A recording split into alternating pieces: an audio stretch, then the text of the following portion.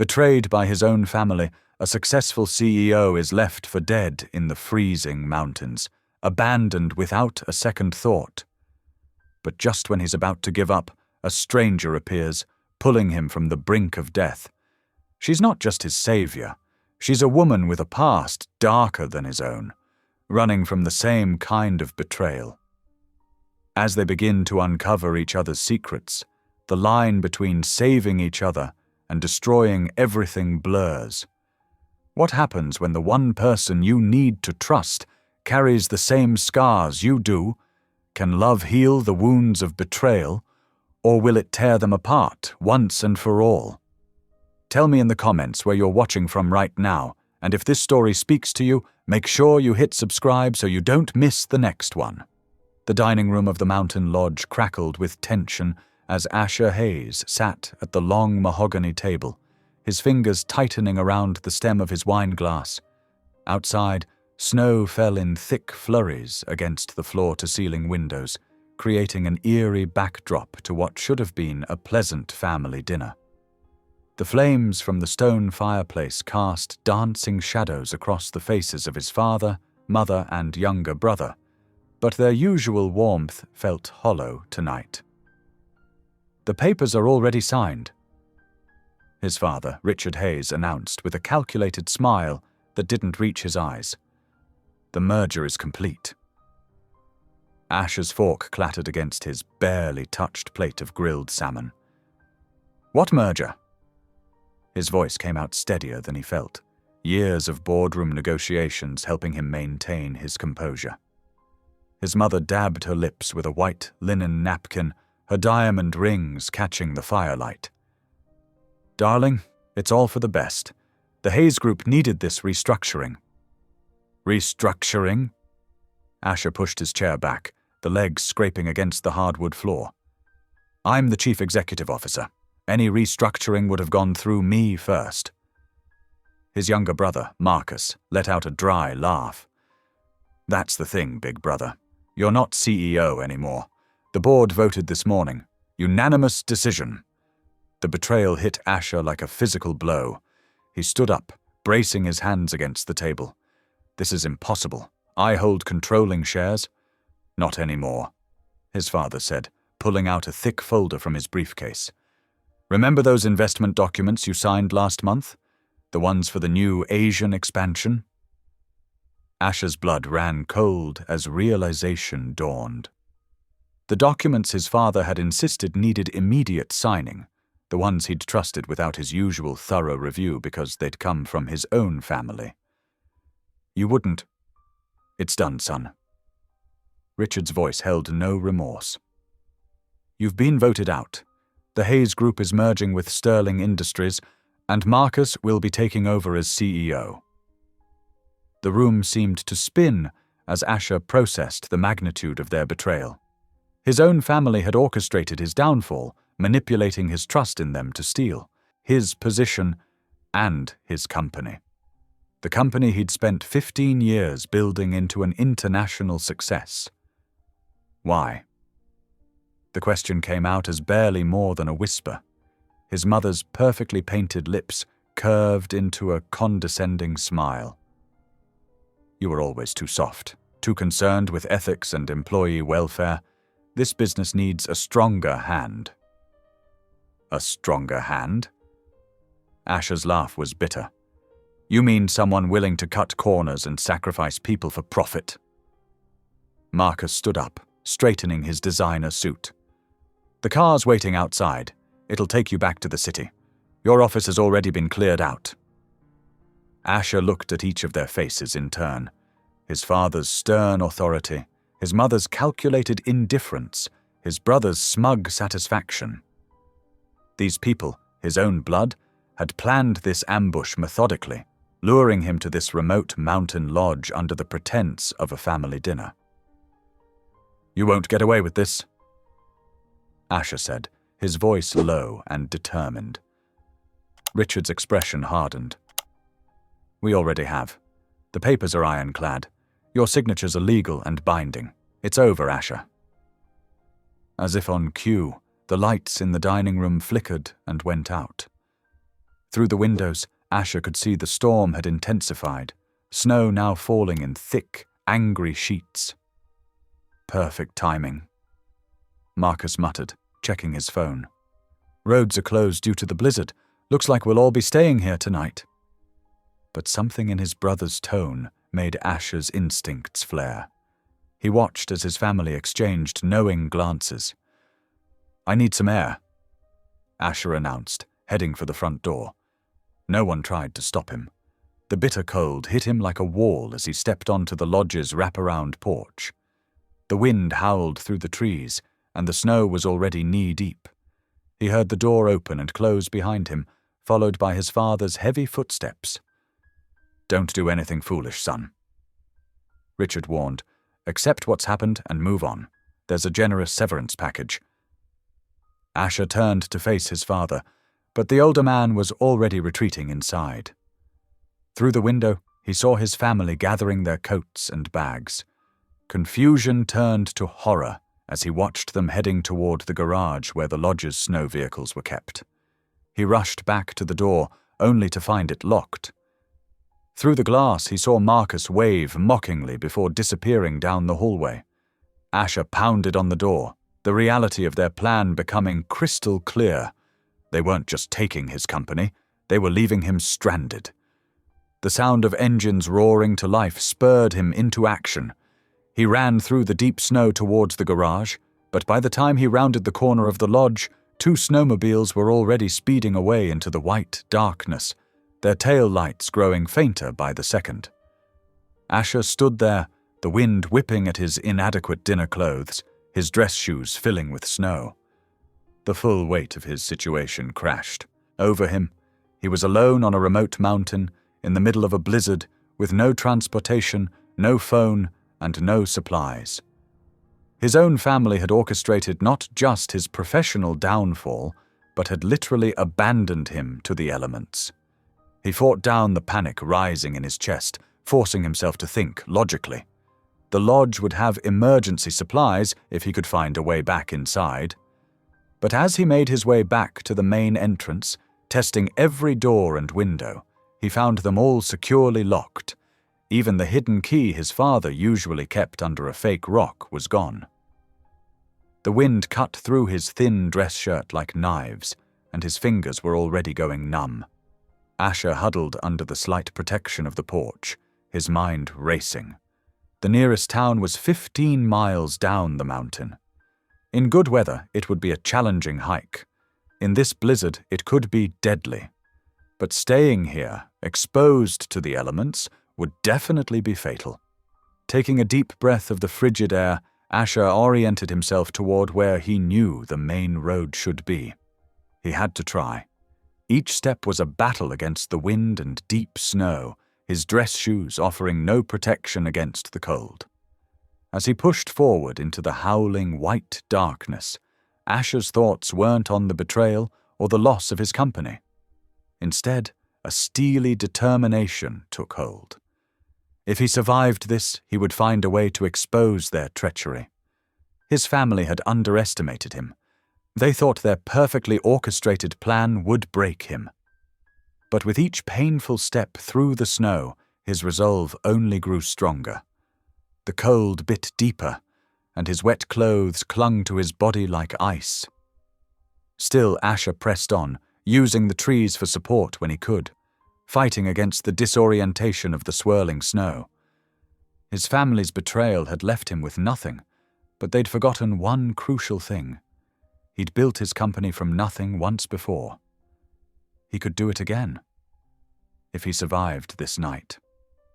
The wind howled louder, drowning out even his labored breathing. Asher couldn't feel his feet anymore, and his movements were becoming sluggish.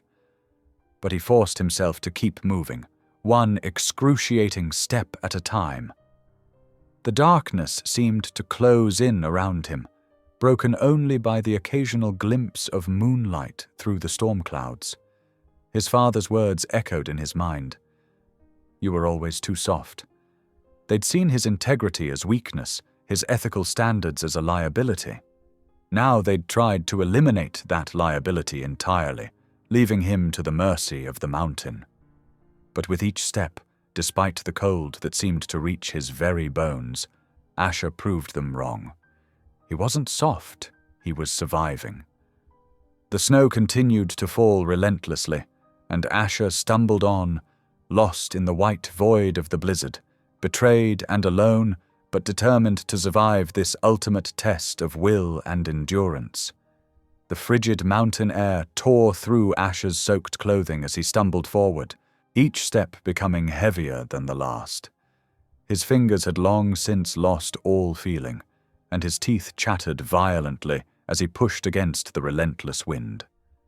The elegant dinner jacket that had seemed so appropriate just hours ago now hung on him like a sheet of ice, offering no protection against the brutal elements. Time seemed to lose all meaning in the white void of the blizzard. Had he been walking for minutes or hours? The moon, barely visible through the thick clouds, cast an eerie glow across the snow-covered landscape. Every tree looked the same, every rock formation blended into the next, and Asher's disoriented mind struggled to maintain any sense of direction. His foot caught on something hidden beneath the snow, perhaps a root or fallen branch, and he crashed forward, landing face first in the deep powder. The cold hit him like a physical blow, and for a moment he lay there, his body trembling uncontrollably. The simple act of pushing himself back up seemed to require more strength than he possessed. "Get up!" he commanded himself through chattering teeth, but his limbs refused to cooperate. The bitter cold had seeped into his very bones, making every movement a monumental effort. With what felt like the last reserves of his strength, Asher managed to drag himself to a large boulder jutting out from the snowy ground. He propped himself against the rock, trying to find some shelter from the howling wind. His thoughts were becoming clouded, and an unsettling warmth began to spread through his body, a warmth he distantly recognized as dangerous. The medical term hypothermia floated through his mind, but it seemed abstract now, disconnected from his current reality. The snow continued to fall in thick curtains around him, and Asher's eyes grew heavy. Some part of his mind screamed at him to stay awake, to keep moving, but exhaustion pulled at him like a physical weight. His family's betrayal seemed almost dreamlike now, lost in the numbing cold that enveloped him. As his consciousness began to fade, Asher thought he heard something beyond the howling wind, footsteps crunching in the snow. But that couldn't be right. Who else would be crazy enough to be out in this storm? His mind must be playing tricks on him, one last cruel joke before the mountain claimed him. The footsteps grew louder, more distinct. Through half-closed eyes, Asher saw a figure materialize from the swirling snow, a dark shape against the white void. He tried to call out, but his voice emerged as barely more than a whisper. The figure moved closer, and Asher could make out more details. A woman, bundled in proper winter gear, a headlamp cutting through the darkness. She rushed toward him, dropping to her knees in the snow beside him. "Oh my God!" she said, her voice carrying genuine concern. "Can you hear me? Stay with me." Asher tried to respond, but his lips wouldn't form the words. The woman, young, he could see now, probably in her late 20s, pressed warm fingers against his neck, checking his pulse. "My name is Scarlett," she said clearly, her face close to his. "I'm going to help you, but you need to stay awake. Can you do that for me?" He managed a slight nod, though even that small movement seemed to require immense effort. Scarlett quickly shed her outer layer, a thick winter coat, and wrapped it around his shoulders. The sudden warmth was shocking against his frozen skin. "I have a shelter not far from here," she said, her voice steady and determined. "Can you stand if I help you?" When Asher didn't respond, she didn't wait for an answer. Instead, she positioned herself under his arm, using all her strength to lift him to his feet. He tried to help, to bear some of his own weight, but his legs felt like they were made of lead. "That's it," Scarlett encouraged, even as she struggled under his weight. One step at a time. We're going to make it. The journey was a blur of pain and cold, punctuated by Scarlett's constant stream of encouragement. She never let go of him, even when he stumbled, even when his feet refused to move forward. Through the storm, she guided them, her headlamp cutting a path through the darkness. After what seemed like an eternity, a shape emerged from the whiteout conditions, a small cabin barely visible through the falling snow. Scarlett's pace quickened, and she practically dragged Asher the final few yards to the door. The interior of the cabin was basic, but blessedly warm. A small wood stove glowed in one corner, and Scarlett immediately steered Asher toward it. She helped him onto a chair before rushing to grab blankets from a nearby bed. "We need to get you out of these wet clothes," she said, her tone professional and focused. "You're in severe hypothermia. Can you move your fingers?" Asher tried, but his hands felt like foreign objects attached to his arms. Scarlett quickly but gently helped him remove his frozen jacket and shirt, replacing them with dry, warm layers from her own supplies. She wrapped him in multiple blankets, working efficiently to raise his core temperature. "Some stranger on a mountain," Asher managed to stammer through chattering teeth. Why are you helping me?" Scarlett paused in her work, meeting his eyes with a gentle but determined gaze. "Because you needed help," she said simply. "And because I know what it's like to be alone in the cold." She moved to the wood stove, adding more logs to build up the heat. The warm glow illuminated her face, revealing a quiet strength in her features. She worked silently for a few moments, preparing something in a pot on the stove. "Here," she said, returning with a steaming mug. "Careful, it's hot. Small sips." The warm liquid, some kind of herbal tea, seemed to thaw Asher from the inside out. Gradually, sensation returned to his extremities, bringing with it the painful pins and needles of returning circulation. But with the physical recovery came the crushing weight of everything that had happened: his family's betrayal, their attempt on his life, the complete destruction of everything he'd built. Scarlett seemed to sense his distress. She pulled up another chair beside him, close enough to offer support, but giving him space to process. "You don't have to tell me what happened," she said softly. "But I'm here if you want to talk." Through the window, the blizzard continued to rage, but inside the cabin, a fragile sense of safety had taken hold. Asher looked at his unlikely savior, this stranger who had risked her own life to save his, and felt a profound gratitude that went beyond words. As the night deepened, Scarlett maintained her vigilant watch, checking his temperature, ensuring he stayed warm, and keeping the fire burning bright. She moved with the quiet efficiency of someone used to handling crises, her presence both competent and comforting. The first rays of morning sunlight filtered through the cabin's frost-covered windows, casting a soft glow across Asher's face. His eyes fluttered open, confusion settling in as he took in the unfamiliar surroundings. The rough wooden walls, the crackling wood stove, and the simple furnishings were a far cry from his usual luxurious surroundings. His body ached, each movement sending sharp pains through his muscles. "You're awake," a gentle voice said from somewhere to his left. "How are you feeling?"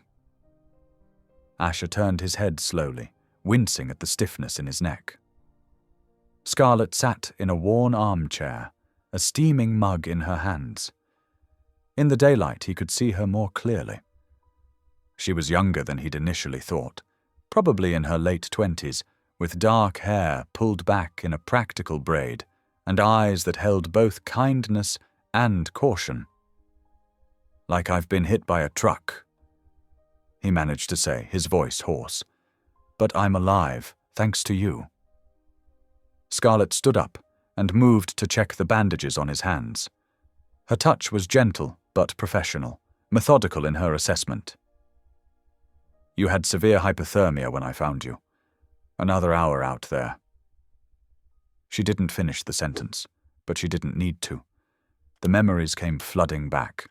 The family dinner, the betrayal, being abandoned on the mountain. Asher's chest tightened, and he had to force himself to take steady breaths. "My family," he said, more to himself than to Scarlett. "They left me there to die." Scarlett's hand stilled for a moment, then resumed their work. "Sometimes the people who should protect us are the ones who hurt us the most," she said quietly, and something in her tone made Asher look at her more closely. "You sound like you're speaking from experience." He ventured carefully. She was silent for a long moment, focusing intently on replacing a bandage on his wrist. When she finally spoke, her voice was measured, controlled. "2 years ago, I was married to a man who everyone thought was perfect. Successful businessman, charming, always said the right things in public." She swallowed hard. "Behind closed doors, he was different." Asher felt a chill that had nothing to do with his physical condition. "What happened?" "One night it got bad, worse than usual." Scarlett moved away, busying herself with organizing medical supplies. "I knew if I stayed I wouldn't survive, so I ran. Left everything behind. My job, my friends, my whole life. Been moving around ever since, staying off the grid." The weight of her confession hung in the air between them. Asher watched as she moved around the cabin, noting how she always seemed aware of the exits, how she positioned herself to keep both the door and windows in view. "Is that why you're up here?" he asked. "Hiding?" A ghost of a smile crossed her face. "I prefer to think of it as finding myself. The mountains don't judge, don't ask questions. They just are." She paused, then added, "But yes, it's safer up here. For now." Asher tried to sit up, grimacing at the effort. Scarlett immediately moved to help him, adjusting pillows behind his back. "Thank you," he said, and they both knew he meant more than just the pillows. "I don't know what I would have done if you hadn't found me." "You don't have to thank me," she replied. "I couldn't just leave you out there." "Most people would have," Asher said quietly. "Most people wouldn't risk their own safety for a stranger." Scarlett's expression softened slightly. "Maybe, but I'm not most people." She hesitated, then asked, "Do you have anyone you can call? Someone you trust?"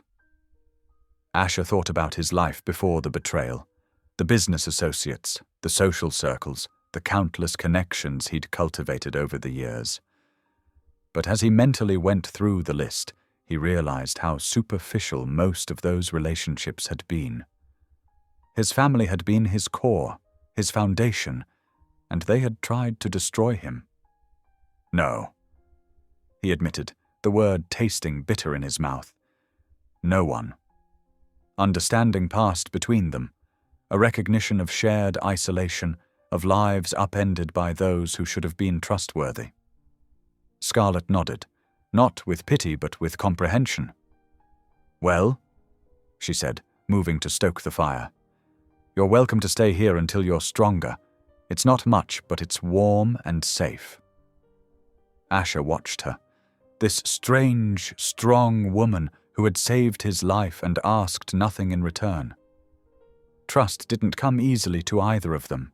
He could see it in the way she carried herself, in the careful distance she maintained even while helping him. But there was something else, too, a tentative connection forming in their shared understanding of betrayal and survival. The mountain wind howled outside, rattling the cabin's windows. Inside, the fire crackled, and the smell of pine and wood smoke filled the air. Neither of them spoke much for the rest of the morning, each lost in their own thoughts. But the silence wasn't uncomfortable. They were two souls adrift, brought together by circumstance and survival, each carrying their own wounds, but finding, perhaps, a moment of peace in their shared solitude. As the day wore on, Asher found himself studying Scarlett when she wasn't looking. She moved with purpose, every action deliberate and efficient. Her cabin, though small, was well organized, showing signs of someone used to being self-sufficient. There were books stacked neatly on shelves, practical supplies carefully stored, and a few simple decorations that suggested she'd been here for a while. He noticed how she would occasionally pause in her tasks to look out the windows, scanning the surrounding area with practiced vigilance. It was a habit born of necessity, he realized, the same kind of hyper-awareness he was beginning to develop after his family's betrayal. When she caught him watching, she didn't comment, just as he didn't comment when he noticed her checking the locks on the doors multiple times. They were both broken in their own ways, both learning to navigate a world that had proved far more dangerous than they'd once believed. The next few days fell into a gentle rhythm. Scarlett tended to Asher's injuries with careful hands and quiet determination, changing bandages and applying healing salves she'd made herself from mountain herbs. Through the fog of recovery, Asher began to notice the little things about her, how she hummed softly while preparing meals, the way sunlight caught her hair when she worked by the window, the slight tremor in her hands whenever unexpected noises startled her. "You're good at this," Asher commented one morning as she checked his wounds. "The healing, I mean." Scarlett's hands paused briefly. "I had to learn," she said softly. "When you can't go to hospitals, you figure things out pretty quick." Her words hung heavy in the air.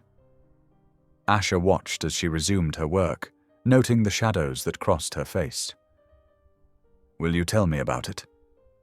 he asked gently. "About what happened to you?" She was quiet for so long that he thought she wouldn't answer. Then, still focused on rewrapping his bandages, she began to speak. "His name was Marcus," she said, her voice steady but distant. "We met at a charity fundraiser. He was charming, successful, everything I thought I wanted. The first 6 months were like a fairy tale." She tied off the bandage with practiced fingers. Then things changed. Slowly at first, little comments about my clothes, my friends, my job. He always made it sound like he was just looking out for me. Asher listened, his heart heavy as Scarlett continued. "It got worse. He started checking my phone, showing up at my workplace unannounced. If I was 5 minutes late getting home, there would be consequences. The physical stuff came later, but by then I was already trapped. He had isolated me from everyone I knew, controlled all our finances." "How did you get out?" Asher asked softly. Scarlett moved to the window, her silhouette stark against the morning light. "One night, he threw me down the stairs. I lay there, pretending to be more hurt than I was, and something just clicked. I realized I was going to die if I stayed. While he was at work the next day, I packed a bag with essentials and ran. Haven't stopped running since." The cabin fell silent except for the crackling of the fire.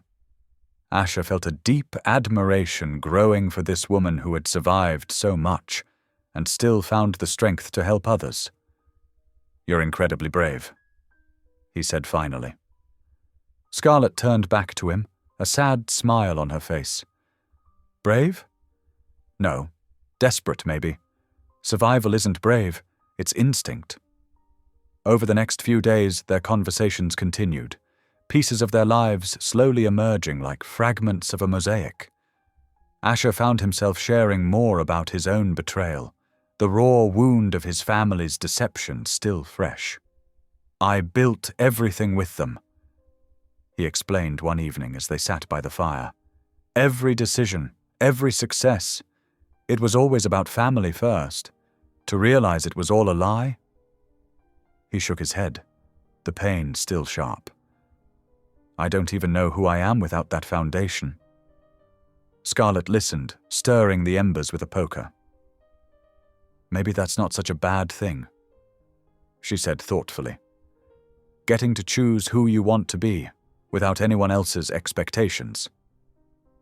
Her words struck a chord in Asher. He'd spent his entire life living up to his family's expectations, molding himself into the person they wanted him to be. Now, stripped of everything, he had the terrifying freedom to redefine himself. As days passed, Asher's strength returned gradually.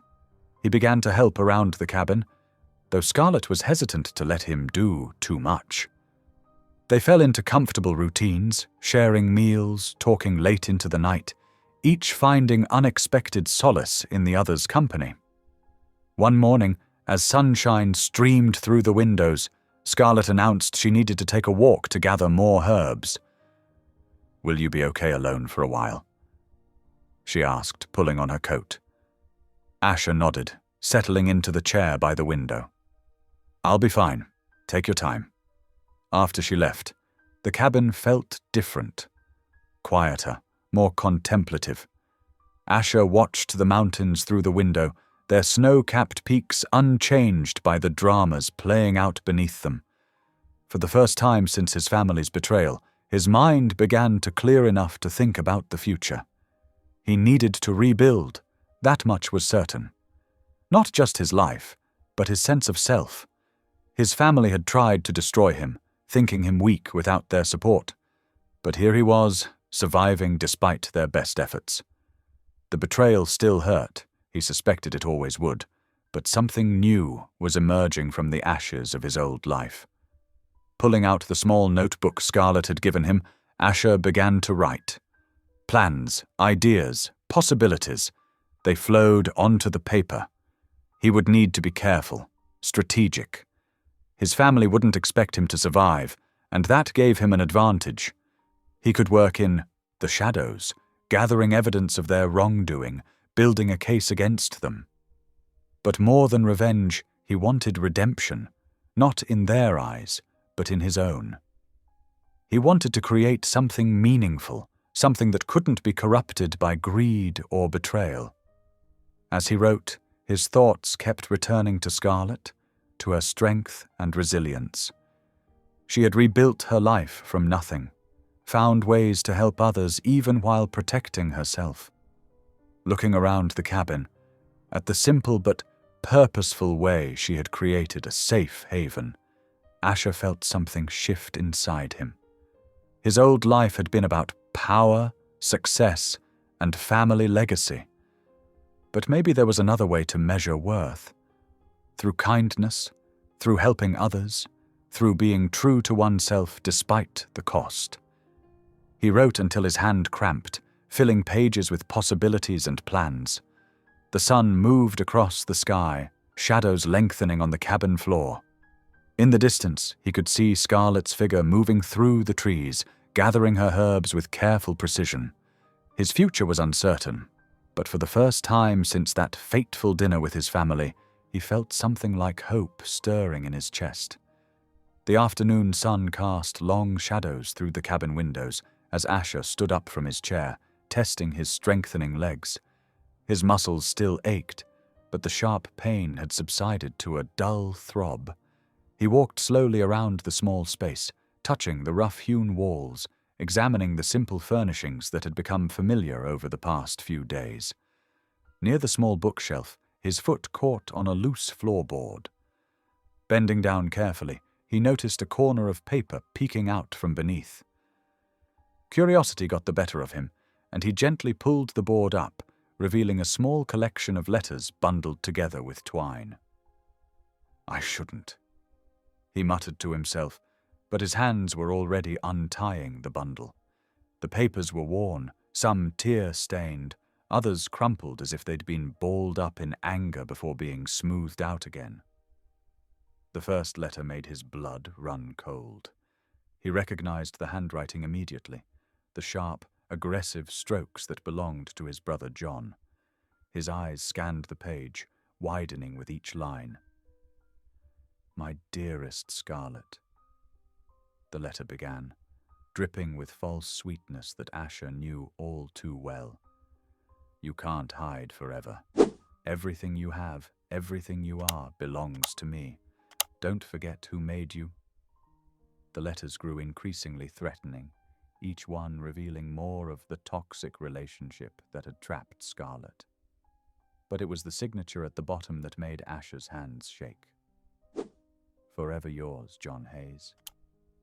His own brother. The same man who had helped orchestrate his abandonment in the mountains had also been Scarlet's abuser. The realization hit him like a physical blow, making him stumble back against the wall. More letters spilled out, some from Scarlet's childhood friend Lena, warning her about John's dangerous obsession.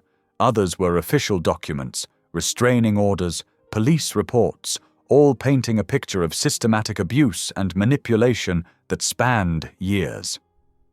The sound of footsteps outside snapped Asher to attention. He quickly gathered the letters, his mind racing with questions. Scarlet pushed open the door, her arms full of herbs and wild plants, cheeks flushed from the cold mountain air. "I found some yarrow," she began cheerfully, but her voice died as she saw the letters in Asher's hands.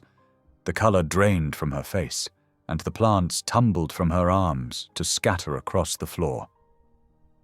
"Scarlet," Asher said softly, "why didn't you tell me about John?"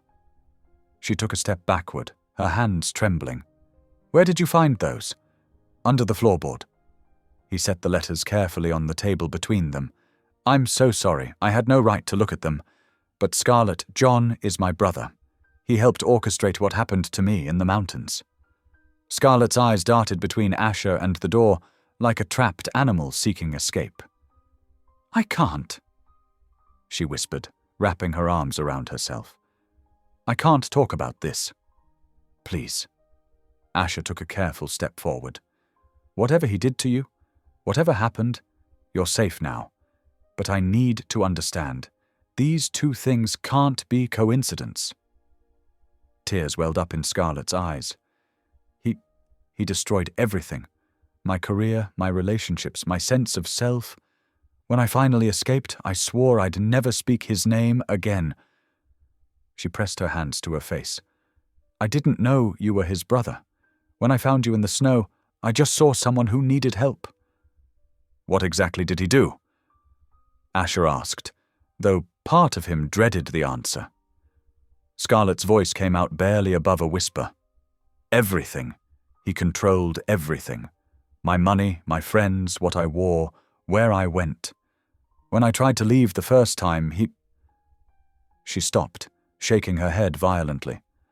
"I can't. I'm sorry, but I can't." The silence stretched between them, heavy with unspoken pain. Asher's mind raced, connecting dots he hadn't even known existed. How many other lives had his family destroyed? How deep did their web of manipulation and cruelty run? "I should go," Scarlet said suddenly, moving toward her coat. "Wait, please." Asher reached for her, but stopped short of touching her. "You don't have to leave. This is your safe place." She shook her head, already pulling on her boots. "I need air. I need to think." Her hands shook as she grabbed her bag. "I'm sorry, Asher. I can't face this right now." Before he could say another word, she was out the door, disappearing into the gathering dusk.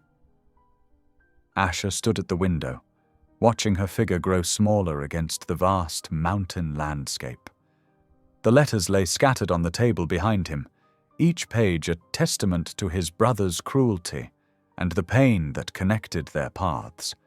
He wanted to run after her, to tell her that they could face this together, that perhaps their shared connection to John meant something, that they could help each other heal and find justice. But he remained rooted to the spot, understanding that sometimes the weight of the past was too heavy to share, even with someone who might understand. The mountain winds howled outside, and Asher stood watch at the window, hoping Scarlet would return, knowing that this revelation had changed everything between them.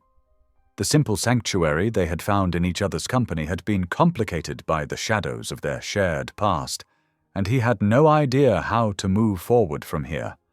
The mountain dawn broke crisp and clear, painting the snow-covered peaks in shades of pink and gold. Asher had barely slept, spending most of the night pacing the cabin's worn floorboards, his thoughts circling endlessly around the revelations about John and Scarlett's connection to his family's betrayal. When the cabin door creaked open shortly after sunrise, Asher's heart leapt into his throat. Scarlett stood in the doorway, her face pale and drawn, dark circles underneath her eyes suggesting she'd had as restless a night as he had. She carried herself differently now, more guarded, her shoulders tense as she stepped inside. "I wasn't sure you'd come back," Asher said softly, staying where he was to give her space. Scarlett closed the door behind her, keeping her hand on the handle as if she might need a quick escape. "I almost didn't," she admitted, her voice barely above a whisper. "But running away, that's what he would want. That's what John always counted on, my fear." The silence between them felt heavy, charged with unspoken words and shared pain. Scarlett moved to the small table, sitting down but keeping her coat on. Her fingers drummed nervously against the wooden surface. "I made coffee," Asher offered, gesturing to the pot on the wood stove. "It's not fancy, but it's hot." A ghost of a smile crossed Scarlett's face as she nodded. Asher poured 2 cups, setting one in front of her before taking the seat across the table. The distance between them felt like miles, though they were only feet apart. "I spent all night thinking," Scarlett began, wrapping her cold hands around the warm mug, "about coincidences and fate, and how strange it is that out of all the people who could have found you in that snow, it was me." Asher nodded, watching steam rise from his cup. "I've been thinking about that too, about how my own brother could—" He trailed off, seeing Scarlett flinch at the mention of John. "He's very good at hiding who he really is," Scarlett said, her voice taking on a hollow quality. "At first he seems perfect, charming, attentive, everything you could want. But then, bit by bit, he starts to change. Or maybe you just start to see who he really was all along. My family." Asher's voice cracked. He took a moment to steady himself. "They left me to die up there, my own flesh and blood. I keep trying to understand why, but nothing makes sense anymore."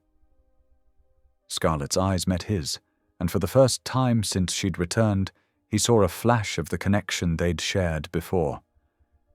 "That's what betrayal does," she said softly.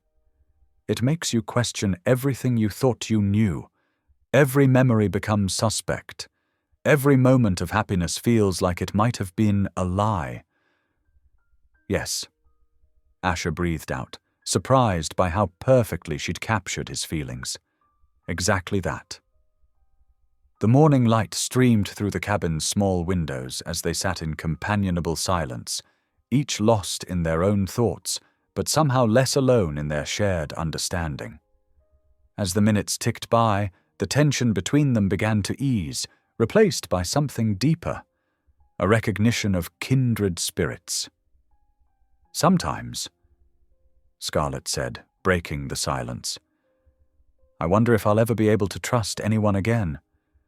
If I'll ever look at someone and not wonder what they're hiding, what their real motives are."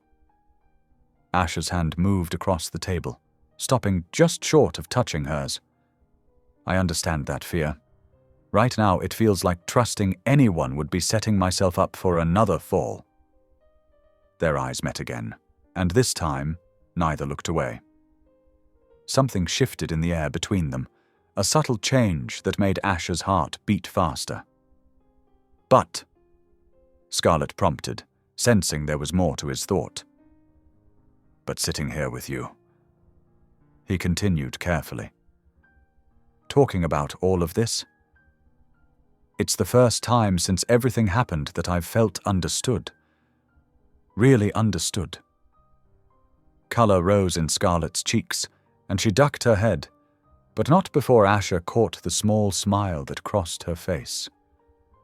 She slipped off her coat, finally fully settling into the room. As the morning wore on, they shared more of their stories. Scarlett spoke of the small ways John had begun controlling her life, checking her phone, questioning her friendships, making her doubt her own judgment.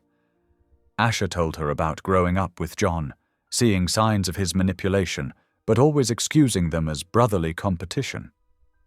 They moved to sit by the fireplace as the day progressed, the physical distance between them gradually shrinking as their conversation deepened. When Scarlett shivered, Asher instinctively reached for a blanket, draping it over both their shoulders. The simple act of sharing warmth felt intimate in a way that made them both pause, suddenly aware of their proximity.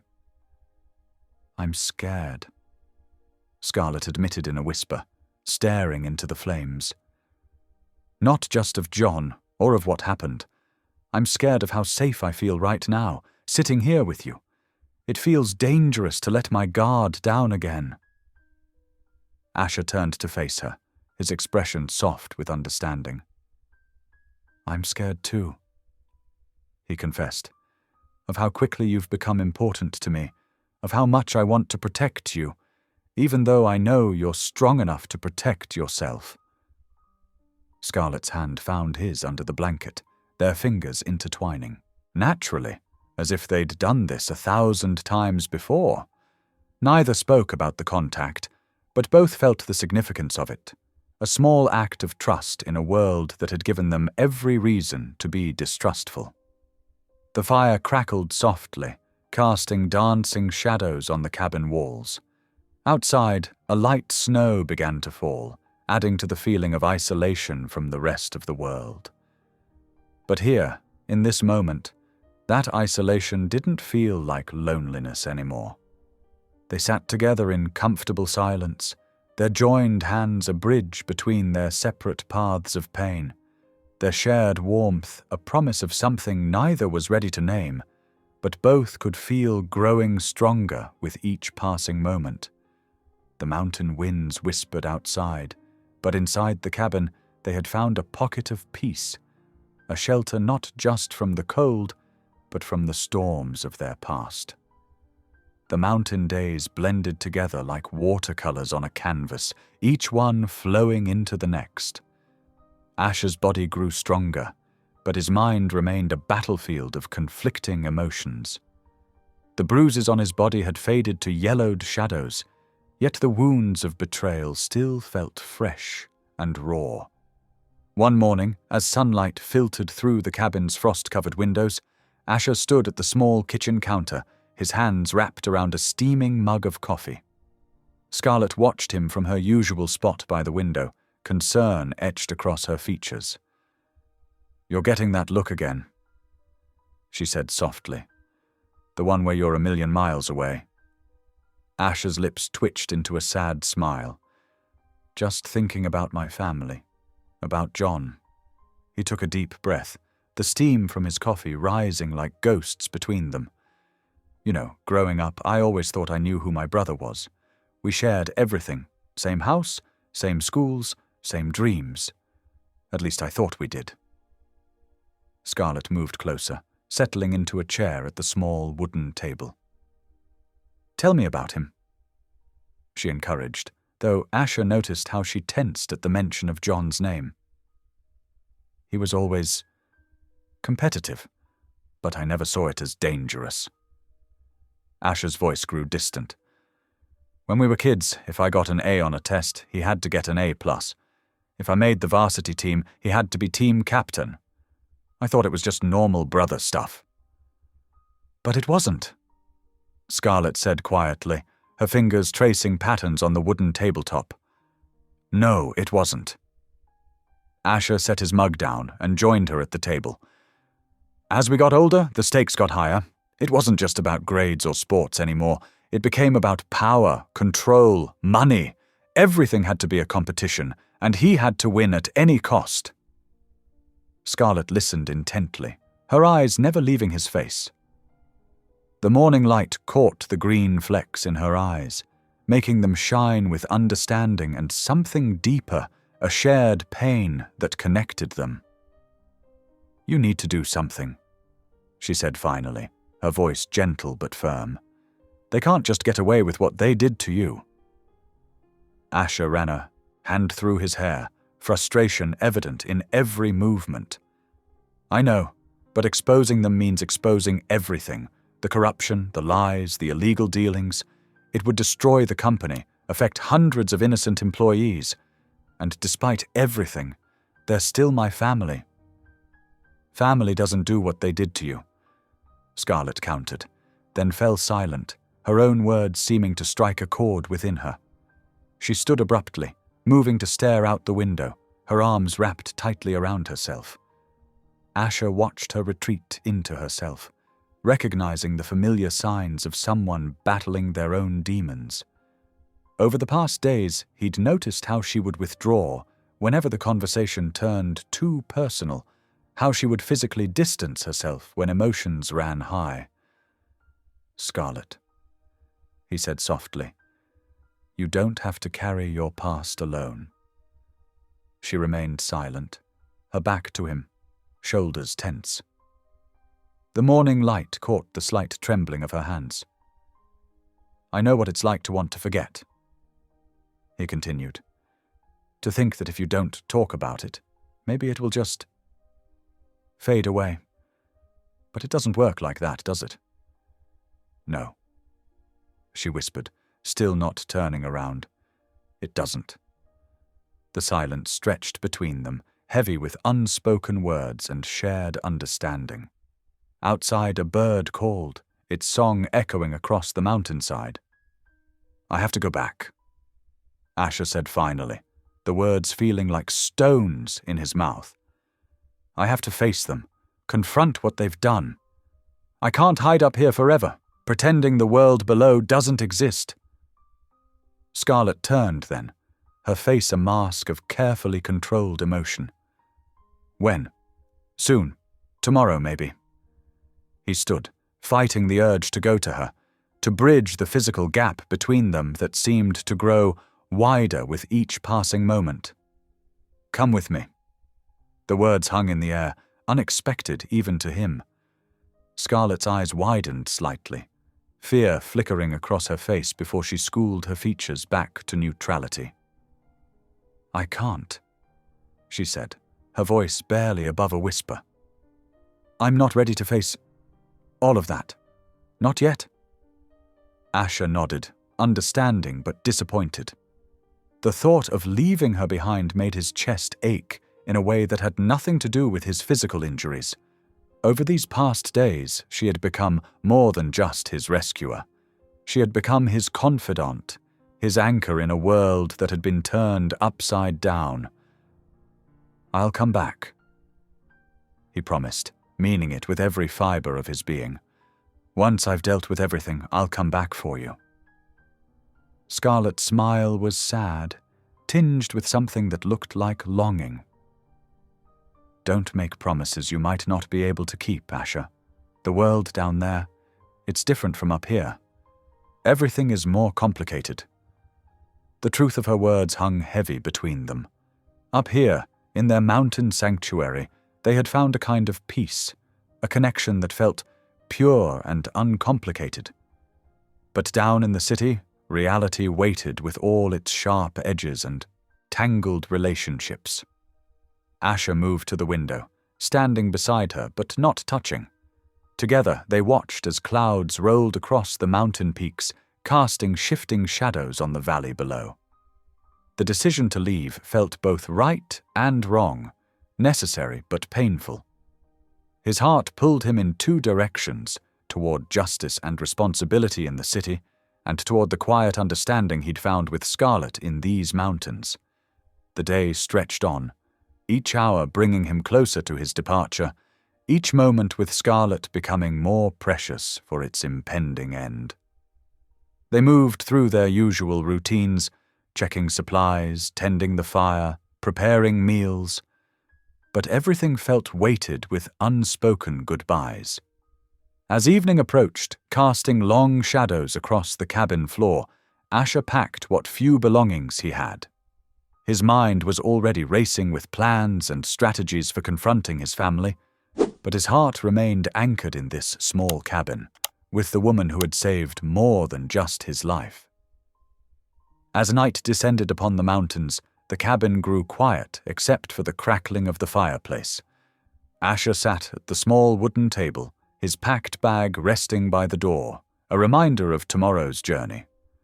Scarlett moved around the cabin, tidying things that didn't need tidying, her nervous energy palpable in the confined space. "You don't have to leave first thing in the morning," she said suddenly, breaking the heavy silence. The weather report mentioned possible storms. Asher looked up from the maps he'd been studying. "The longer I wait, the harder it will be to leave." His voice was soft, honest.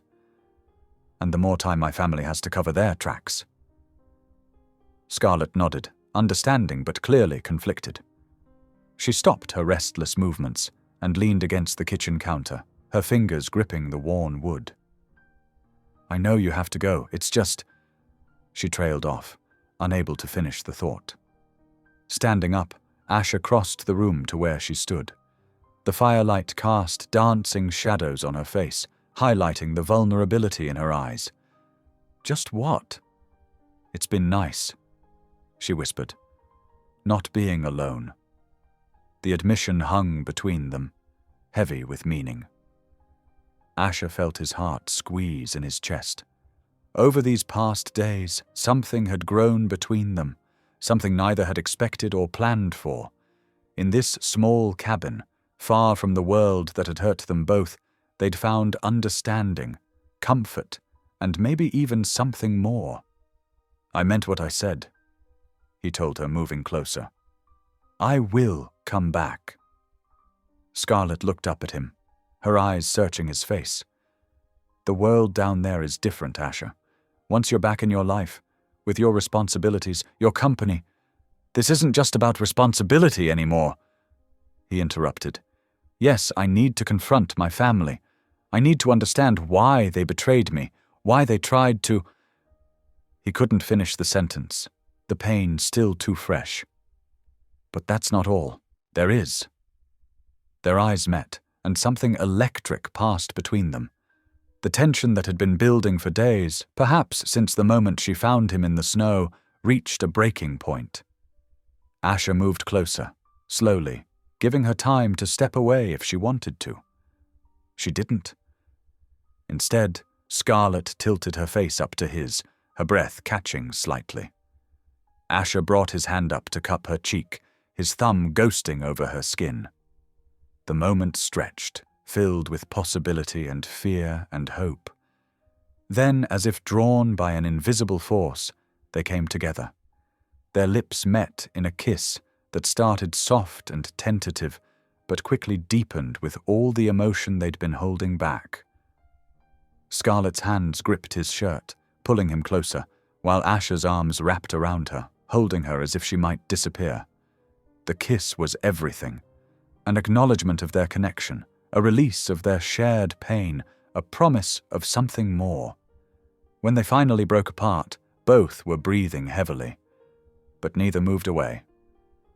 "I've wanted to do that for days," Asher admitted, resting his forehead against hers.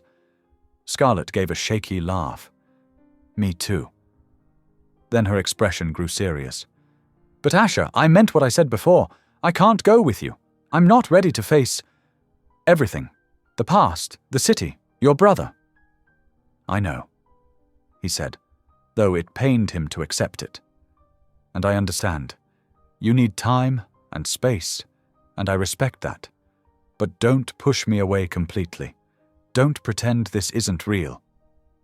She stepped back slightly, though she kept her hands on his chest. "I'm not pretending. What I feel for you, it scares me. After everything that happened with John, I promised myself I wouldn't let anyone get close again. But here you are, and I can't seem to keep that promise." "I'm not him," Asher said firmly. "I would never hurt you the way he did." "I know that, in my head at least. My heart is still learning to trust again." She offered him a small, sad smile. "I'll be fine on my own, Asher. I always have been." But her words contrasted with the way her hands clung to him, the slight tremor in her voice betraying her true emotions. Asher pulled her close again, pressing a kiss to her forehead. Being fine on your own doesn't mean you have to be, he whispered against her skin. Sometimes being brave means letting someone in, letting them help carry the weight. They stayed like that for a long moment, holding each other in the fire-lit cabin, both aware that morning would come too soon.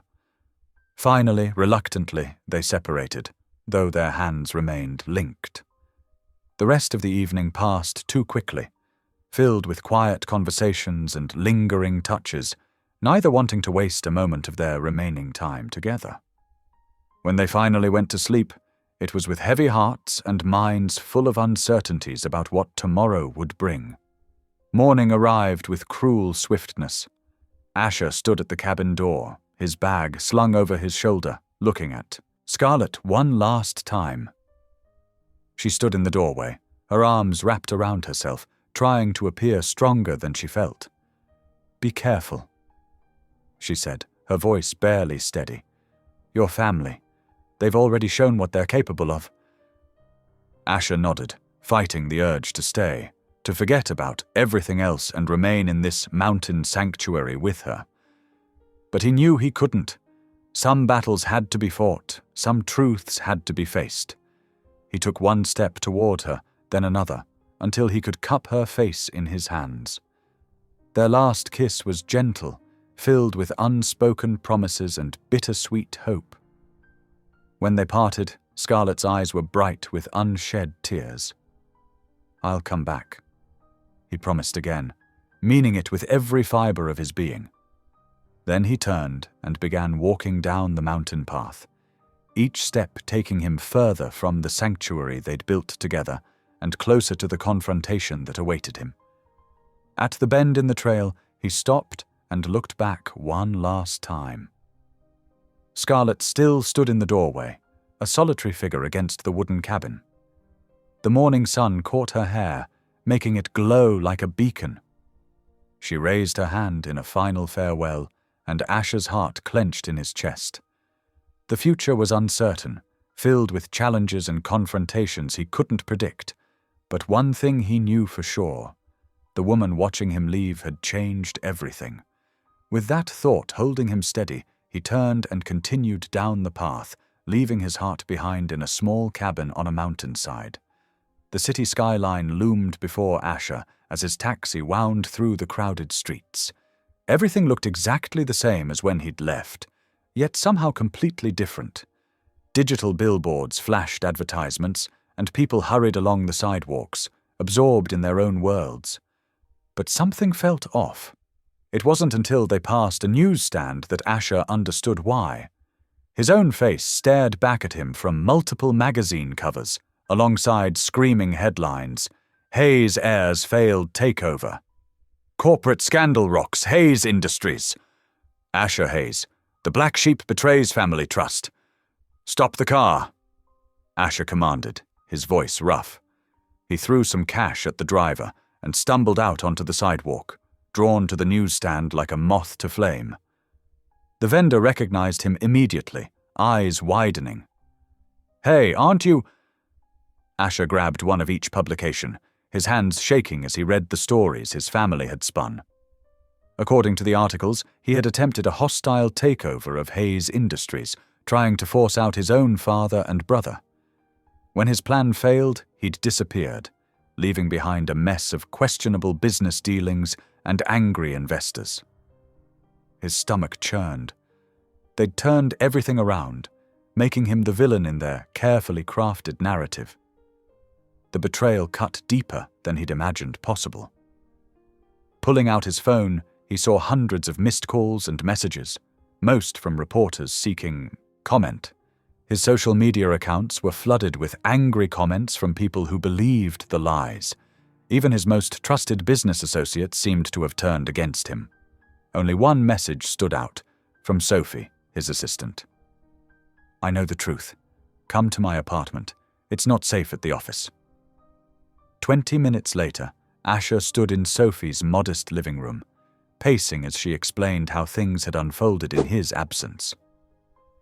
"They moved fast," Sophie said, her normally neat appearance slightly disheveled from stress. The day after you disappeared, your father called an emergency board meeting. They presented documents, forged ones, showing you'd been making unauthorized moves against the company. When you didn't show up to defend yourself, they used it as proof of guilt. Asher ran his hands through his hair. And everyone just believed them? Your family's reputation carries weight. Plus, they had everything prepared. Paper trails, witness statements, even doctored security footage. Sophie's voice softened. I tried to speak up, but they threatened to destroy my career. I'm so sorry, Asher. He waved off her apology. You've done more than enough by staying loyal, but I need to confront them directly. They can't get away with this. They're holding a press conference at 2 o'clock today at Hayes Tower. Your father's announcing new leadership changes. Sophie hesitated. Maybe you should wait. Plan things out more carefully. But Asher was already heading for the door. I've waited long enough. The lobby of Hayes Tower buzzed with activity when Asher arrived. Security guards immediately moved to intercept him, but he brushed past them, heading straight for the elevator. His access card still worked.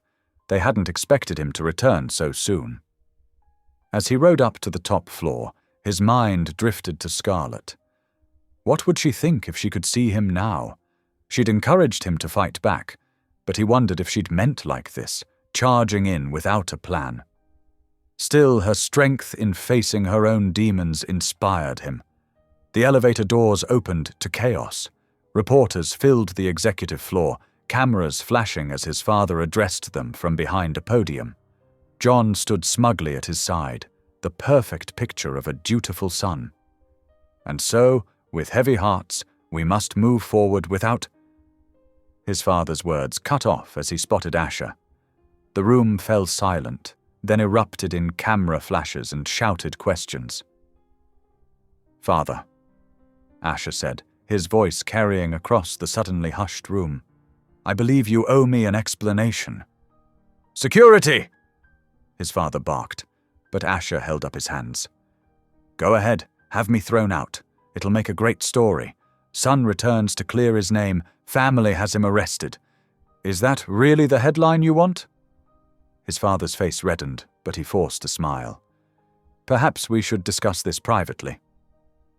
The reporters were ushered out, leaving Asher alone with his father and brother in the conference room. The tension crackled like electricity. How dare you show your face here? John spat. Haven't you caused enough damage? Damage? Asher laughed bitterly. That's rich, coming from you.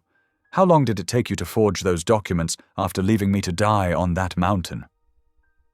You're delusional, his father said smoothly. You disappeared after your failed takeover attempt. We've been trying to minimize the damage to the company's reputation. Stop lying! Asher slammed his hands on the conference table. You know exactly what you did. The dinner, the trap, everything.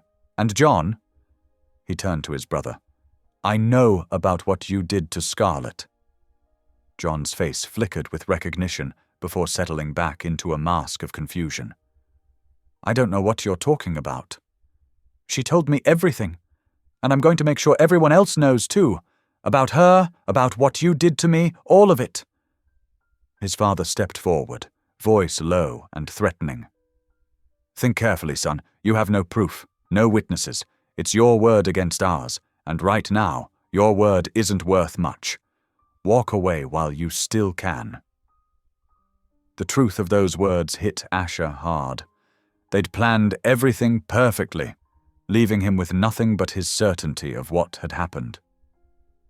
Back in the elevator, he felt more alone than he had on the mountain. But as he stepped out into the afternoon sun, something shifted inside him.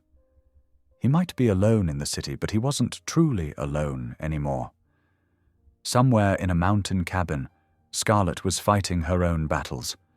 If she could find the strength to rebuild her life after what John had done to her, then he could find the strength to expose the truth about his family.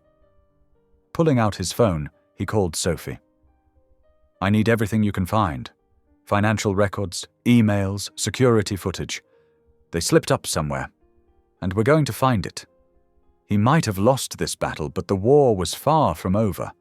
His family had taught him well, perhaps too well. They'd shown him exactly how ruthless business could be, and now he would use those lessons against them. Miles away, in her mountain sanctuary, Scarlett stood at the cabin window, watching the sun set and wondering if Asher was okay. She wrapped her arms around herself, fighting the urge to run after him, to help him face this fight. But she knew she wasn't ready.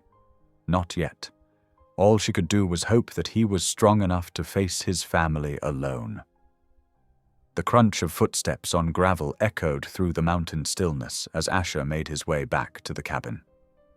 His shoulders slumped with exhaustion, each step heavier than the last. The familiar wooden structure came into view just as the sun began to set, painting the sky in shades of orange and purple. Scarlett stood on the porch, her silhouette a welcome sight after the coldness of the city. She watched him approach, her hands clasped tightly in front of her. As he drew closer, she could see the defeat written across his face. "You look like you need a cup of tea," she said softly, holding the door open for him. Asher managed a weak smile. That obvious, huh? Inside the cabin was warm and inviting, so different from the sterile office building he'd left behind. The kettle whistled on the old stove as Scarlett busied herself preparing 2 mugs. Asher sank into the worn armchair by the window, his body finally giving in to the exhaustion he'd been fighting. "They've twisted everything," he said, his voice barely above a whisper. "Made me look like the villain. The press, the board members, everyone believes I tried to steal the company." He ran his hands through his hair, frustration evident in every movement. Scarlett placed a steaming mug in front of him and settled onto the couch nearby. "Tell me everything," she encouraged. As the evening deepened into night, Asher recounted his confrontation with his family. The words poured out of him, the accusations, the lies, the careful manipulation his father and brother had orchestrated. Scarlett listened intently, her face showing both concern and understanding. "The worst part," he continued, "is that they're not even trying to hide their smugness. They know they've won. They know I can't prove anything." Scarlett set her empty mug down with purpose. "They haven't won," she said firmly.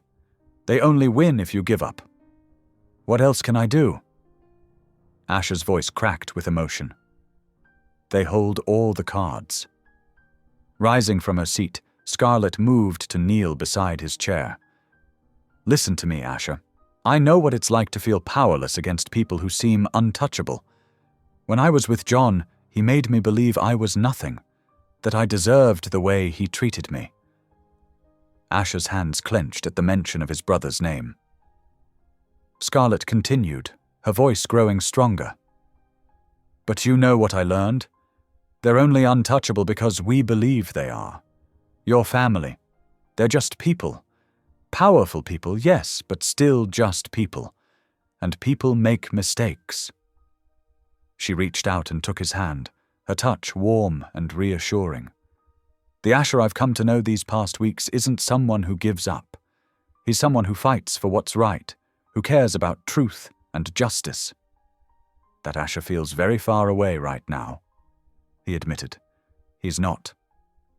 Scarlett squeezed his hand.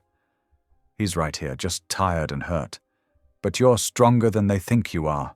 Stronger than you think you are." Asher looked at their joined hands, then up at Scarlett's face. In her eyes he saw not pity, but fierce determination, and something else, something that made his heart beat faster. "How do you do that?" he asked softly. "Do what?" "Make me feel like anything's possible, even when everything seems hopeless." A small smile played at the corners of her mouth. "Because I've been there, remember? Rock bottom? The difference is, you're not alone like I was. You have people in your corner. Your assistant Sophie, me. Asher stood up, suddenly, pulling Scarlett to her feet with him. "Come with me," he said. "Help me fight them. Together we could—" "Asher," she interrupted gently. "I will be by your side through all of this, I promise. But not because you need me to fight your battles, because I believe in you, in who you really are, not the man your family tried to make you become, but the man I know you can be." The words hit him like a physical force, and he pulled her into a tight embrace. She melted against him, her arms wrapping around his waist. They stood like that for a long moment, drawing strength from each other. When they finally pulled apart, Asher's eyes were clear and focused. "You're right," he said, "about all of it. I've spent my whole life trying to be the son my father wanted, the brother John could compete with. Maybe it's time I figured out who I really am." "And who is that?" Scarlett asked, though her smile suggested she already knew the answer. "Someone who doesn't let bullies win, whether they're wearing expensive suits or not." He touched her cheek gently. "Someone who stands up for what's right, no matter how hard it gets." The fire crackled in the hearth, casting dancing shadows on the walls. Outside, the mountain winds whistled through the trees, but inside the cabin, a different kind of strength was building, one born of shared understanding and unwavering support. "Whatever happens next," Scarlett said, her voice steady and sure. "I'll be here. You don't have to face this alone." Asher nodded, feeling the weight of the day's events begin to lift. In this small cabin, far from the gleaming towers of his former life, he had found something his family had never given him: unconditional support and the freedom to be himself. "Thank you," he whispered, the words feeling inadequate for everything she'd given him. Scarlett smiled, a real smile that reached her eyes. "That's what friends are for." "Friends," Asher repeated, though they both knew their connection had grown far beyond friendship. In the soft lamplight, with the mountain night settling around them, they stood together, two people who had found strength in their shared pain and hope in each other's courage. The early morning sun filtered through the cabin windows as Asher spread documents across the wooden table. His assistant Sophie had been invaluable, secretly sending him files and records that painted a disturbing picture of his family's dealings. "Look at this," he said, pointing to a spreadsheet. Scarlett leaned over his shoulder, her presence steady and reassuring. "These numbers don't add up. There are millions of dollars being funneled through shell companies." Scarlett studied the papers, her brow furrowed. "And all of these companies trace back to your family?" "Through a maze of subsidiaries, yes." Asher ran his fingers through his hair, frustration evident in his voice. "But proving it won't be easy. They've covered their tracks well." Over the next few hours, they worked methodically, piecing together evidence. Scarlett's attention to detail caught things Asher might have missed, and her questions helped him see connections he hadn't noticed before. "Your brother's signature is on most of these documents," Scarlett noted, her voice tight with tension. Asher nodded grimly. "John's always been the mastermind behind the shadier aspects of our business. I was too blind to see it before." The sound of tires on gravel made them both freeze. Through the window, they saw a sleek, black car pulling up to the cabin.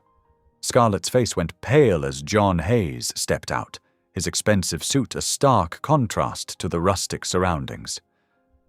"Go to the back room," Asher said quietly, but Scarlett shook her head. "I'm not hiding from him anymore." Before either could move, heavy footsteps sounded on the porch, followed by sharp knocking. Asher opened the door, positioning himself between John and Scarlett. "Well, isn't this cozy?" John's smile didn't reach his eyes. "Hello, Scarlett. It's been a while." "Not long enough," she replied, her voice steady despite her obvious tension. John's gaze swept over the papers on the table. I see you've been busy, brother, though I'd hoped you'd be smarter than this. Smart enough to finally see through you, Asher countered. Let me be clear. John's voice turned cold. If either of you pursues this further, there will be consequences, severe ones. His eyes locked on Scarlett. Some of us have more to lose than others. Scarlett stepped forward, her hands trembling, but her voice firm. Are you threatening me, John? Again? That's always been your way, hasn't it? Intimidation, control, fear.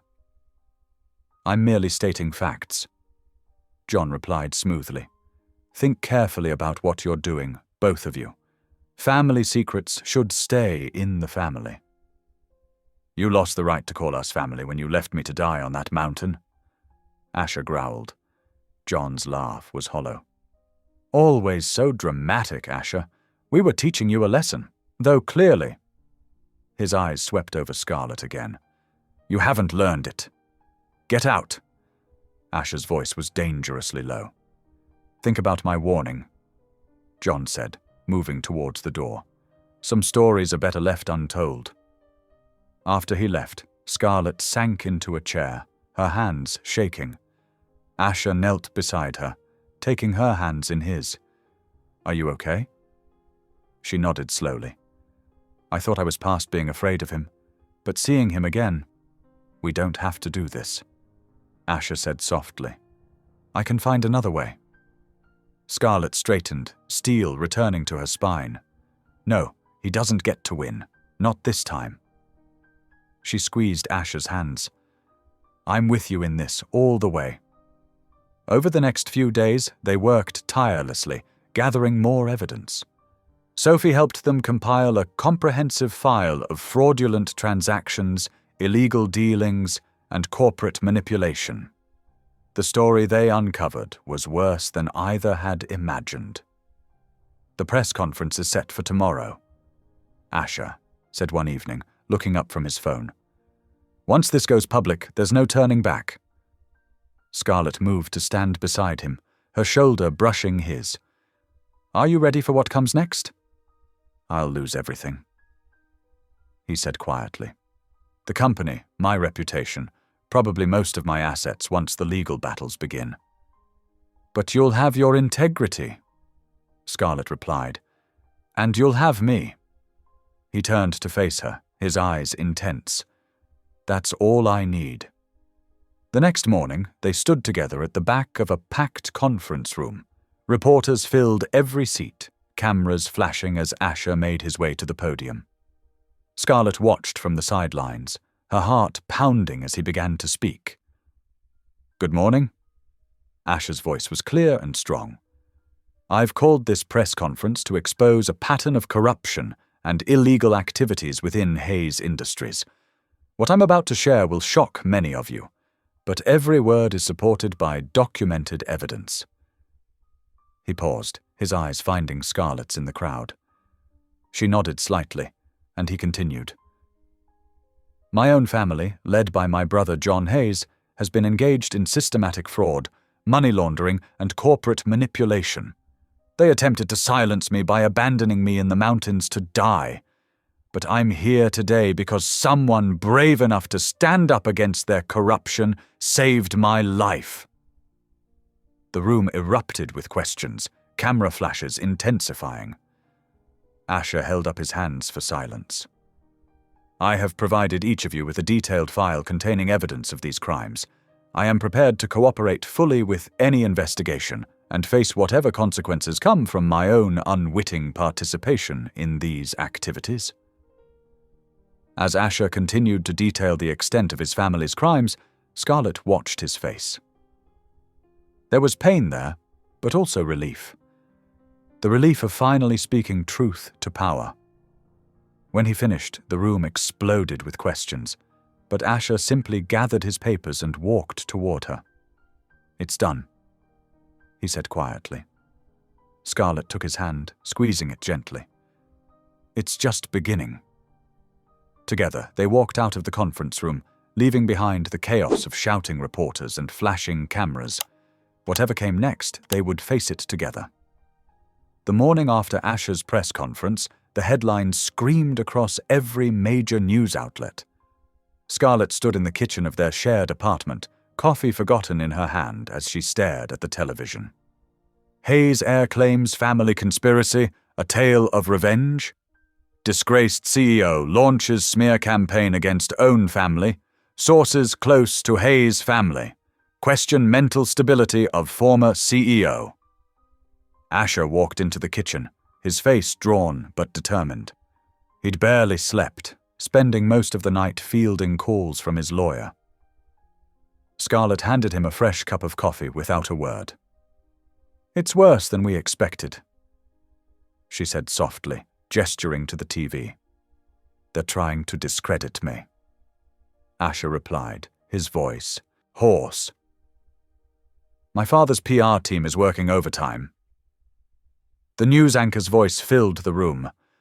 Sources close to the Hayes family suggest that Asher Hayes' accusations stem from a personal vendetta after being removed from his position as CEO due to erratic behavior. The family's spokesperson released a statement expressing concern for Mr. Hayes' well-being and suggesting he seek professional help. Scarlett muted the television, her hands shaking with anger. "They're trying to make you look crazy." "It's a classic move," Asher said, sinking into a chair. "Discredit the whistleblower. Protect the powerful." His phone buzzed again. Another message from his mother, the third that morning. He deleted it without reading it. The doorbell rang, making them both jump.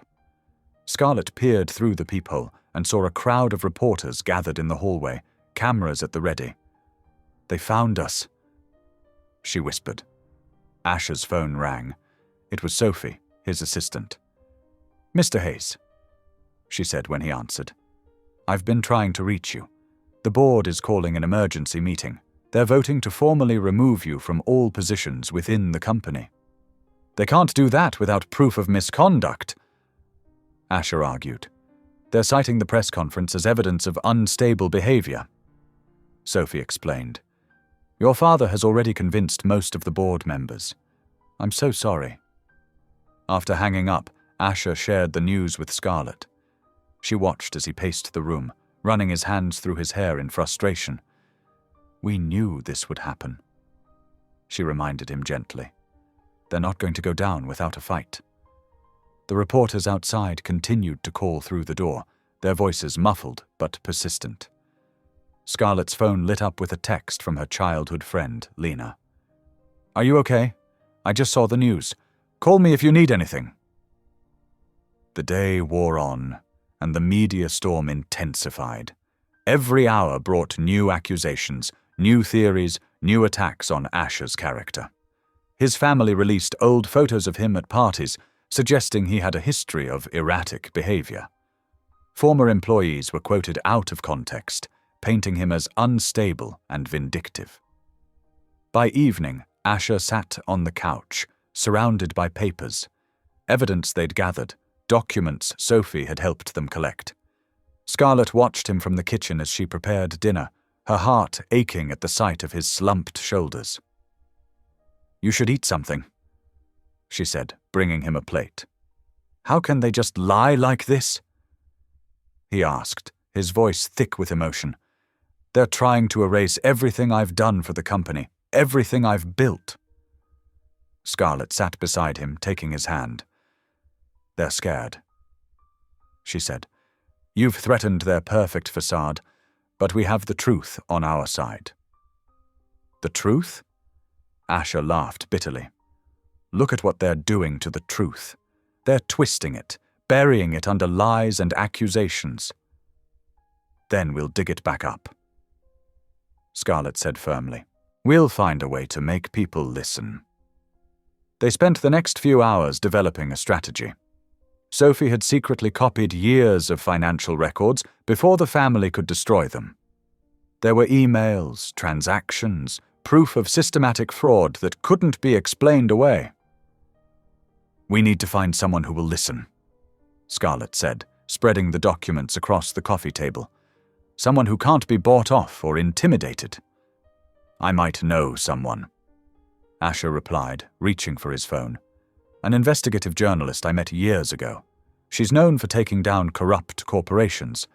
My family tried to buy her silence once, but she refused. As night fell, they finally had the beginnings of a plan.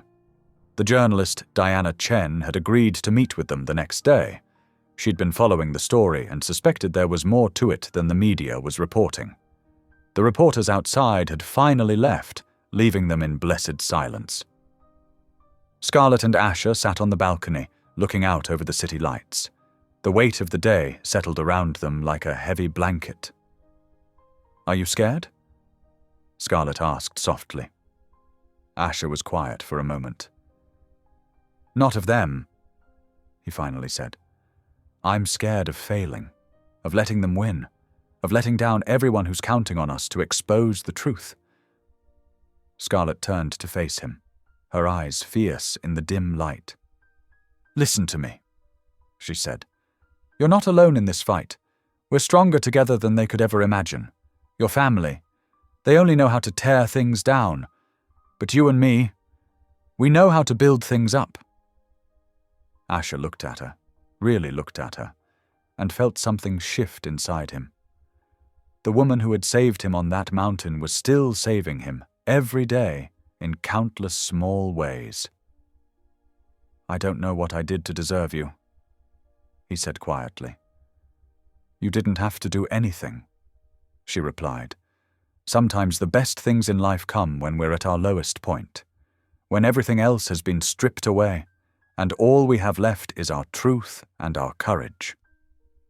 They sat in comfortable silence, their hands intertwined as the city hummed below them. Tomorrow would bring new challenges, new battles to fight. But in this moment, they had each other, and that was enough.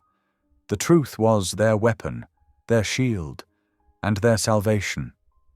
Together, they would find a way to make it heard above the noise of lies and accusations. Together, they would face whatever came next. The morning sun filtered through the blinds as Asher and Scarlett sat at his dining room table, surrounded by stacks of documents. Sophie, Asher's assistant, had just delivered another box of files she'd managed to retrieve from the company archives. "I think I found something," Scarlett said, her voice trembling with excitement. She held up a folder filled with transaction records. "Look at these dates. They match perfectly with the timeline of the fraudulent deals." Asher leaned over her shoulder, his eyes scanning the pages. The numbers told a story, one of systematic fraud and corruption that stretched back years. But what caught his attention was his brother John's signature on several suspicious wire transfers.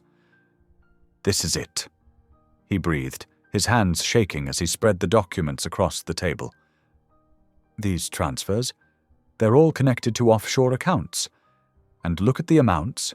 Exactly $500,000 each time, broken into smaller transactions to avoid detection." Scarlett nodded, her fingers tracing the paper trail. "And here's the connection to the mountain property where they left you. The deed transfer, the insurance policy they took out." She paused, her face paling. "Asher, they planned this for months, maybe even years." Sophie, who had been quietly organizing files in the corner, spoke up. "There's more. I found emails between your father and John discussing what they called contingency plans, if you ever discovered their other operations." The weight of the evidence was overwhelming. Years of careful manipulation and deceit, all laid bare in black and white. Asher felt a mixture of vindication and deep sadness as he realized the full extent of his family's betrayal. "We need to take this public," Scarlett said firmly. "But we have to do it right. They'll try to discredit us just like before." Asher reached for his phone, dialing Diana Chen's number. The investigative journalist had been waiting for solid evidence, and now they had it. "Diana, we've got everything you need. Bank records, emails, property transfers, all of it documented and verified. Within hours, Diana arrived at Asher's apartment with her team. They spent the afternoon going through every document, building an airtight case that couldn't be dismissed or explained away. Diana's eyes gleamed with professional excitement as she examined the evidence. "This is explosive," she said, looking up from her laptop. "Your family won't be able to spin their way out of this one. We'll run the story tomorrow morning across multiple platforms." As Diana and her team worked to prepare the story, Asher's phone buzzed with a text from John. "Whatever you think you have, it won't matter. Don't be stupid, little brother." Scarlett saw the message over his shoulder and squeezed his hand. "He's scared," she said softly. "They all are." The next morning, the story broke like a tsunami. Diana's article was comprehensive and damning, laying out years of systematic fraud, attempted murder, and corporate corruption. The evidence was irrefutable, supported by documents and testimonies from multiple sources. Within hours, the story was picked up by major news outlets. Asher's phone rang constantly. Reporters, former colleagues, even old friends who had distanced themselves after the scandal. But it was the call from the district attorney's office that changed everything. "Mr. Hayes," the prosecutor said, "we'd like to meet with you immediately. The evidence you've provided warrants a full investigation into your family's business practices." As Asher and Scarlett drove to the DA's office, they passed news vans parked outside the Hayes family corporate headquarters. Through the car window, they could see people streaming out of the building, carrying boxes of their belongings. "The board is calling for an emergency meeting," Sophie texted. "Your father and John are trying to damage control, but it's not working. The shareholders are demanding answers." In the DA's office, Asher and Scarlett spent hours going through their evidence. The prosecutors were particularly interested in the mountain property documents and the insurance policy that had been taken out just days before Asher's abandonment. "This wasn't just fraud," the lead prosecutor said, looking grim. "This was attempted murder. Your family left you to die on that mountain, Mr. Hayes, and we can prove it." As they left the building, reporters swarmed around them. Scarlett instinctively stepped closer to Asher, her presence steady and supporting. He faced the cameras, his voice clear and strong. "The truth is finally coming out," he said. "My family's crimes can no longer be hidden. I stand here today not for revenge, but for justice." Back at the apartment, they watched as the story continued to unfold on every news channel. The Hayes family empire was crumbling. Stock prices plummeted, board members resigned, and longtime business partners publicly distanced themselves. "They're trying to reach you," Sophie reported, forwarding messages from Asher's family. "Your father, John, they're desperate to talk." Asher deleted the messages without reading them. "They had their chance to talk," he said quietly. "Now they can talk to their lawyers." Scarlett wrapped her arms around him, understanding the mix of triumph and pain in his voice. "You did the right thing," she whispered. "You stood up for the truth." As evening fell, they received word that arrest warrants were being prepared. The DA's office was moving quickly, concerned that the family might try to flee the country. "It's really happening," Scarlett said, watching the news coverage. "They can't hide anymore." Asher nodded, his expression determined. "This is just the beginning. There will be trials, investigations, more evidence to uncover. But we're ready." They stood together at the window, watching the city lights flicker on. The path ahead would be challenging, but they had each other, and they had the truth on their side. The walls of lies and manipulation were finally crumbling, and in their place, something new and honest could begin to grow. "Whatever comes next," Scarlett said, "we face it together." Asher squeezed her hand, feeling stronger than he had in months. They had fought for justice and won. The final showdown was approaching, but they were prepared. The truth had set them free, and now it would do the same for others who had been hurt by his family's actions. The evening news continued to broadcast updates about the investigation, but Asher and Scarlett barely heard it. They were focused on each other, on their shared victory, and on the future they could now build together, a future based on truth, trust, and justice. The marble floors of the Hayes Corporation building echoed under Asher's footsteps as he and Scarlett made their way to the executive floor. Security guards watched them closely, but no one dared stop them, not with the district attorney's investigators right behind them. Henry Hayes stood at his office window, his silhouette stark against the morning light. He didn't turn when the door opened, but his shoulders tensed at the sound of footsteps. "I always knew you were weak," Henry said, his voice cold. "But I never thought you'd stoop this low, bringing strangers into family business." Asher's hands clenched into fists. "Family?" His voice cracked with emotion. "You left me to die on that mountain. You tried to murder your own son." Finally, Henry turned. His face was a mask of contempt, but there was something else in his eyes, fear. "Everything I did was for this company, for our legacy." "Your legacy is built on lies," Asher shot back. Scarlett stood close beside him, her presence giving him strength. "The fraud, the corruption, the lives you've ruined, it ends today." Henry's facade cracked slightly. "You think you understand business? Sometimes sacrifices must be made. You were always too soft, too concerned with morality. This company needed a stronger heir." "Stronger?" Asher laughed bitterly. "You mean someone like John? Someone willing to abuse and manipulate others for profit?" Scarlett flinched at John's name, but her voice was steady when she spoke. "Your son is twice the man you'll ever be." Henry's eyes narrowed as he looked at her. "And who are you to judge? Some mountain girl who filled my son's head with nonsense about justice?" "She saved my life," Asher said, stepping forward. "While you were celebrating my supposed death, she showed me what real family means. Loyalty, trust, love, things you never understood." The confrontation escalated as Henry's composure finally shattered. "You ungrateful child! Everything I built, everything I sacrificed, and you throw it away for what? Some misguided sense of righteousness?" "No," Asher said firmly. "For the truth. For justice. For all the people you've hurt." The district attorney's investigators moved forward, warrant in hand. Henry's face contorted with rage and disbelief as they began reading him his rights. "You'll regret this," he snarled at Asher. "You're nothing without this family, nothing." Asher stood tall, Scarlett's hand steady in his. "You're wrong, Father.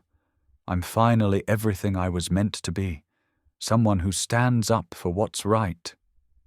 As the investigators led Henry away, Asher felt the weight of years of manipulation and lies lifting from his shoulders.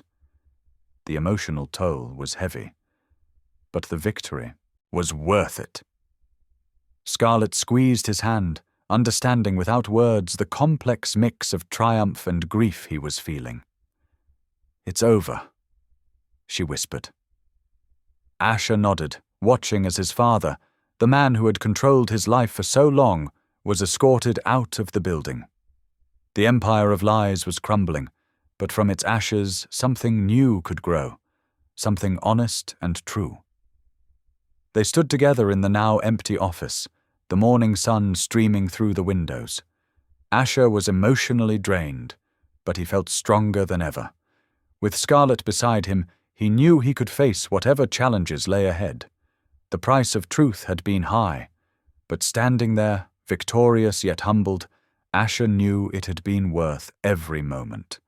The road ahead would be difficult, but with love and honesty lighting the way, he was ready to walk it. In the days following Henry Hayes' arrest, the corporate offices buzzed with activity as Asher stepped into his new role. The morning light filtered through freshly cleaned windows, symbolizing the transparency he was bringing to the company. These documents need your signature, Sophie, his assistant, said, placing a stack of papers on his desk. They're for the new ethics compliance program. Asher smiled, remembering how Sophie had helped gather evidence against his father. Thank you. We're going to do things differently now. At home, Scarlett was making progress of her own. She'd started seeing a counselor, working through the trauma of her past. Each session left her stronger, more confident in herself and her choices. I never thought I could face it all, she told Asher one evening as they sat on their balcony, watching the sunset. But you showed me that confronting the truth, no matter how painful, sets you free. Asher took her hand, feeling the warmth of their connection. We heal together, he said softly. Every day, we get stronger. The company flourished under Asher's leadership. He implemented new policies focused on ethical business practices and employee welfare. The Hayes Corporation was becoming a symbol of positive change in the business world. As twilight settled over the city, Asher and Scarlett found peace in their shared quiet moments. They sat together, watching the stars emerge in the evening sky, their hearts full of gratitude for the love they'd found in each other. We made it, Scarlett whispered, leaning her head on his shoulder. Together, Asher replied, holding her close as they looked toward their future, knowing that whatever challenges lay ahead, they would face them as one. The setting sun painted the sky in brilliant shades of orange and pink as Asher and Scarlett stood on their balcony, their fingers intertwined. The city below hummed with evening activity, but up here they found their peace. Sometimes I still can't believe how far we've come, Scarlett said softly, her voice carrying the warmth of newfound confidence. The shadows of her past had begun to fade, replaced by the brightness of possibility. Asher squeezed her hand gently. From that mountain cabin to here, we've both grown so much. His eyes held a quiet strength, the kind that comes from facing one's demons and emerging stronger. The gentle breeze carried the scent of blooming jasmine from their balcony garden, another symbol of their fresh start. They had planted it together, watching it flourish just as their relationship had. You know, Scarlett turned to face him, her eyes reflecting the dying sunlight. I used to be afraid of the future. Now I look forward to it. Asher pulled her close, wrapping his arms around her. Whatever comes next, we'll face it together. His voice held the certainty of a promise kept. They stood there, embracing as the last rays of sun dipped below the horizon. Their journey had been marked by betrayal and pain, but it had led them to each other. In finding one another, they had found healing, trust, and a love that had transformed them both. As stars began to appear in the darkening sky, they held each other closer, ready to write the next chapter of their story together. Thank you for being here. If something in this story stayed with you, I'd love to see you again. Subscribe. And tomorrow, I'll bring you another story crafted with heart.